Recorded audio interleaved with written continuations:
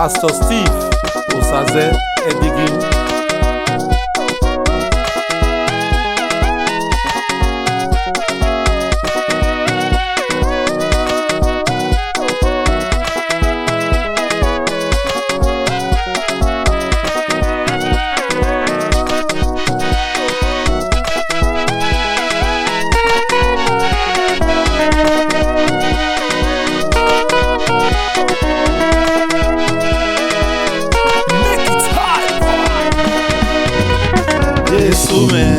Novio Saloboa, Yesu, novio Saloboa o, wore unadogu jo ukome, nimemieke nala ibebi. Yesu novio Saloboa, Yesu, novio Saloboa o, wore unadogu jo ukome, nimemieke nala ibebi. Yesu novio Saloboa, Yesu novio Saloboa, wore unadogu yo ukome, nimemieke nala yebi. Ugwe biebi, eite gaje, eunare unadogu yo ukome, nimemieke nala yebi.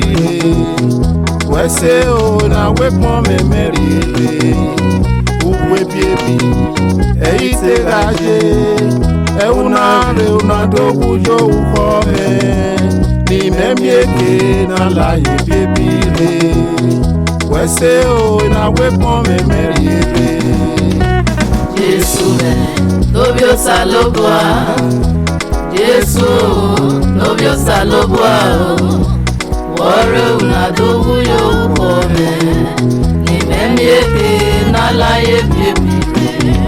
Nimemieke nala yebi Eunare unadogu yo ukome Jesu novio buji Wese o na wepon me merire Nimemieke nala yebi Eunare unadogu yo ukome Jesu novio buji Wese o na wepon me merire Yesu novio Saloboa, Yesu novio Saloboa wore unadogu yo ukome, nimemieke nala yebi.